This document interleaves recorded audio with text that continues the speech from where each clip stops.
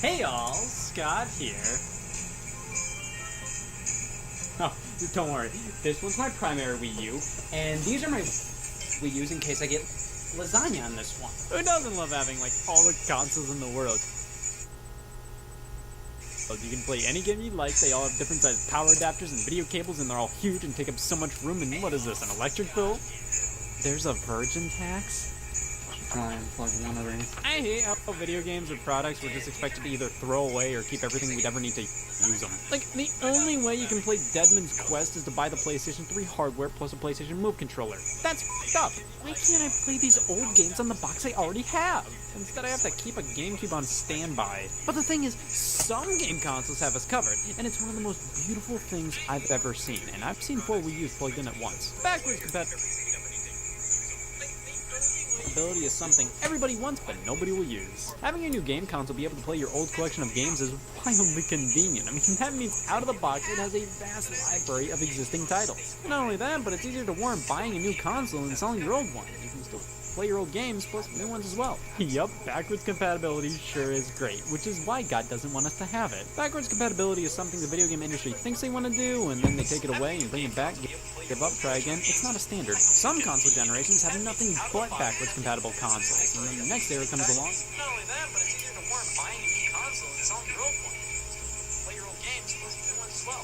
Yup, backwards compatibility sure is great, which is why God doesn't want us to have it. Backwards compatibility is something the video game industry thinks they want to do, and then they take it away and bring it back, give up, try again. It's not a standard. Some console generations have nothing but backwards compatible consoles.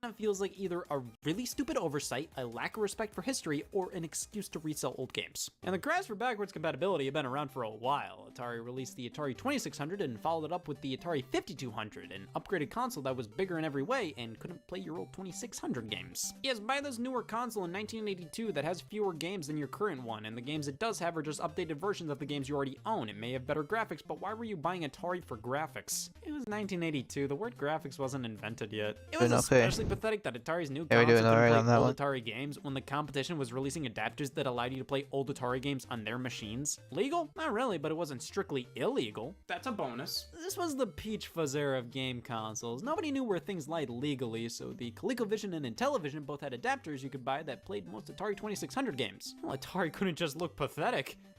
They were Atari! So they released their own adapter for the Atari 5200 that played Atari 2600 games, and it only worked with certain models of the 5200. Imagine if this banana was the Atari 5200.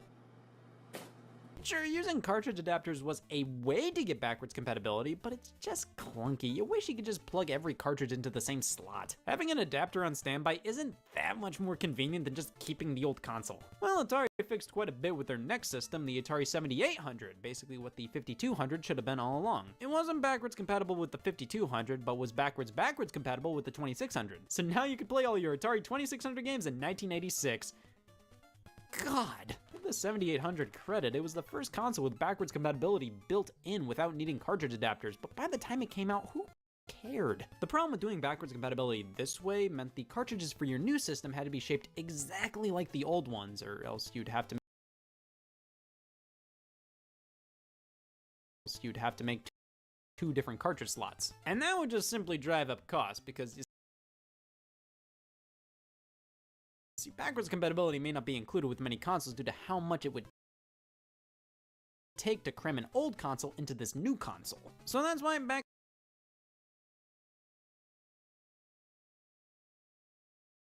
in the day, many companies opted for the adapter route, like